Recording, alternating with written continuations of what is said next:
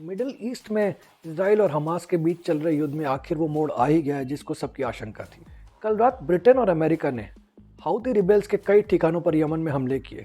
Press reports के अनुसार America और ब्रिटेन ने यमन की राजधानी साना में हाउती रिबेल्स के कई ठिकानों पर दनादन बमबारी करके उसकी मारक क्षमता को तहस नहस कर दिया है। अमेरिका ने यह भी कहा कि वो और हमले करने की क्षमता और इच्छा रखता है क्योंकि वो उसका राइट टू सेल्फ डिफेंस है। हाउदीज तो जैसे इंतज़ार ही कर रहे थे कि कब अमेरिका उन पर जवाबी हमले करे और कब वो ऑर्गेनाइज तरीके से अमेरिकन जो बेसेस हैं मिडिल ईस्ट में उन पे चुन चुन के रॉकेट दागे और मिसाइल दागे और इसके जवाब में अरब देशों में और उसको सहानुभूति मिले। कुछ लोग ये भी मानते हैं कि हाउदीज अब चुप नहीं बैठेंगे। उसका कारण ये है कि जब वो सऊदी अरेबिया से नहीं डरे, जब सऊदी अरेबिया उनका पड़ोसी होते हुए उन्हें नहीं डरा पाया, तो अमेरिका से तो लोहा लेना उनके लिए बाएं हाथ का खेल है। नमस्कार दोस्तों, मेरा नाम है संदीपन शर्मा और आप देख रहे हैं आपका मेरा चैनल i24। आज हम चर्चा करेंगे हाउदी रिबेल्स की और क्यों अमेरिका और ब्रिटेन को मजबूर होकर उन पर हमले करने पड़े और इन हमलों का दूरगामी परिणाम क्या हो सकता है। दोस्तों, आप ये भी जानना चाहेंगे कि हाउदीस हैं क्या, ये कौन है और इनका मिडिल ईस्ट में रोल क्या है। दोस्तों, हाउदीज यमन के उत्तर पश्चिम सादा प्रांत का एक बड़ा कबीला है और बाद में एक चरमपंथी आंदोलन बन गया जो शिया इस्लाम की एक शाखा जायदिज्म का पालन करता है। दोस्तों, औपचारिक रूप से हाउदीज को अंसार अल्लाह या पार्टिजन्स ऑफ गॉड के नाम से जाना जाता है, लेकिन इसका नाम उनके पूर्व नेता हुसैन बद्र अल दीन अल हौदी से आया है। ऐसा कहते हैं कि अल हौदी ने 2004 के आसपास यमन के जो प्रांत है उनकी स्वायत्तता के लिए और उनको सुन्नी इस्लाम के कथित अतिक्रमण बचाने के उद्देश्य से एक विद्रोह का नेतृत्व किया था। 2011 में जब अरब स्प्रिंग की शुरुआत हुई, उस अरब स्प्रिंग आंदोलनों के दौरान अंसार अल्लाह ने यानी कि आज के हाउदीज ने सादा प्रांत पर नियंत्रण कर लिया और 3 साल बाद हाउदी लड़ाके यमन की राजधानी सना में घुस गए और राष्ट्रपति अबेद रबो मंसूर हादी की सरकार को निर्वासन के लिए मजबूर कर दिया। लेकिन हाउदीज का जो राइज है ये पड़ोसी सऊदी अरब को बिल्कुल पसंद नहीं आया। सऊदी अरब ये बिल्कुल भी नहीं चाहता था कि अपने क्षेत्रीय प्रतिद्वंदी ईरान द्वारा समर्थित एक आतंकवादी संगठन यमन को नियंत्रित कर ले और इसके कारण हाउदीज और सऊदी अरेबिया के बीच युद्ध शुरू हो गया। दोस्तों, युद्ध की शुरुआत में सऊदी अरब को लगा था कि एक छोटा सा आतंकी संगठन है और वो उसे कभी भी नेस्तनाबूद यानी तबाह कर देगा, लेकिन हुआ नहीं ऐसा।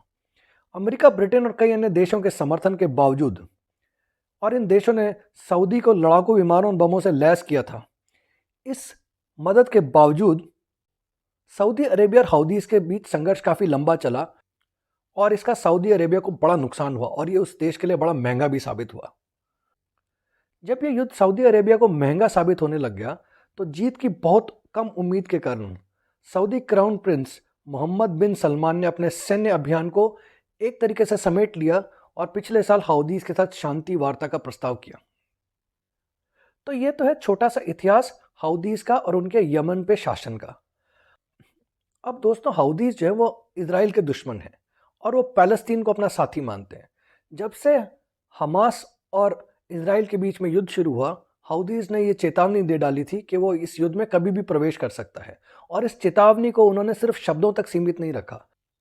हाउदीज ने रेड सी में अमेरिकन शिप पे लगातार हमले किए और इन हमलों के कारण ये आशंका जताई जा रही थी कि मिडिल ईस्ट का युद्ध कभी भी और विकराल रूप धारण कर सकता है और हुआ भी यही।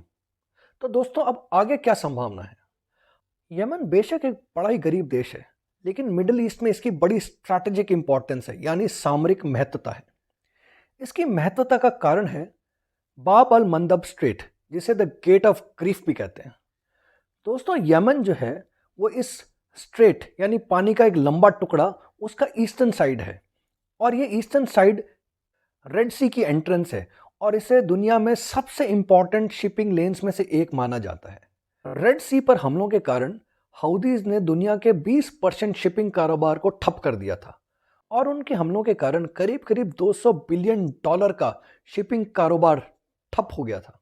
हाउदी रिबेल्स का कहना था कि वो सिर्फ उन्हीं शिप्स पर आक्रमण कर रहे थे जिनका इजराइल से संबंध है, लेकिन अमेरिका और ब्रिटेन का यह कहना था कि हाउदीज सिर्फ इजरायली शिप्स को टारगेट नहीं कर रहे हैं, वो ब्रिटिश और अमेरिकन शिप्स को भी टारगेट कर रहे थे, और उसका कारण ये था कि वो अमेरिका से बदला लेना चाहते हैं, क्योंकि अमेरिका इजराइल हमास युद्ध में इजराइल की मदद कर रहा है। कुछ जानकारों का ये भी कहना है कि हाउदीज हमले इसलिए कर रहे हैं कि उसे इन हमलों के कारण ना सिर्फ अपने देश में सहानुभूति मिलेगी, पर बाकी अरब देश भी उसकी मदद के लिए खड़े हो जाएंगे।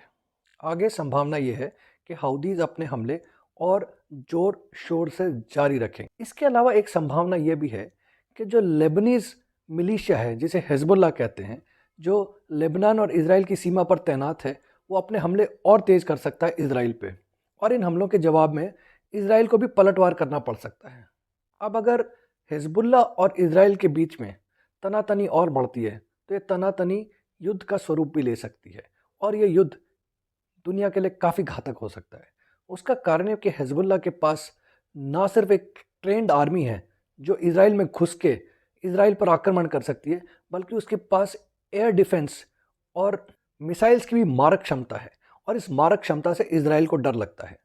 इजराइल और अमेरिका में ये पैक्ट है कि अगर हिजबुल्लाह इजराइल पर आक्रमण करता है तो अमेरिका इजराइल की मदद करेगा। लेकिन हिजबुल्लाह भी हौदीज की तरह ईरान द्वारा समर्थित है। अब अगर अमेरिका इजराइल की मदद के लिए उतरता है तो ईरान को भी हिजबुल्लाह के समर्थन में उतरना पड़ेगा, और अगर ऐसा होता है तो मिडिल ईस्ट की जो कन्फ्लिक्ट है, जो युद्ध चल रहा है, वो किसी भी दिशा में जा सकता है। इस संदर्भ में दोस्तों ये जानना ज़रूरी है कि ईरान रशिया और चाइना के साथ मिलकर एक नया एक्सिस बना रहा है, और ये एक्सिस अमेरिका और उसके वेस्टर्न एलाइज को चुनौती देने के लिए तैयार है। ईरान ने परमाणु क्षमता भी करीब करीब हासिल कर ली है, और अमेरिका को इस बात से डर लगता है कि अगर हाउदीज और हिजबुल्लाह के समर्थन में ईरान युद्ध में कूद पड़ा तो अपनी न्यूक्लियर डेटरेंस, यानी कि अपनी न्यूक्लियर क्षमता के कारण ईरान दुनिया को अपनी शर्तों पर युद्ध विराम करने को मजबूर कर सकता है। अब ईरान, हिजबुल्लाह, हाउदीज और इनके साथ साथ रशिया और चाइना ये दुनिया को किस दिशा में ले जाएंगे, ये कहना अभी मुश्किल है, लेकिन आने वाले कुछ दिन मिडिल ईस्ट के लिए काफ़ी निर्णायक हो सकते हैं। तो दोस्तों, ये थी ताज़ा जानकारी हाउदीज़ पर जो अमेरिका हमले कर रहा है उसके बारे में, और उसके परिणाम क्या हो सकते हैं। अगर आपको ये चैनल पसंद आया तो इसे लाइक भी करेगा और सब्सक्राइब भी। मेरा नाम है संदीपन शर्मा और आप देख रहे हैं i24।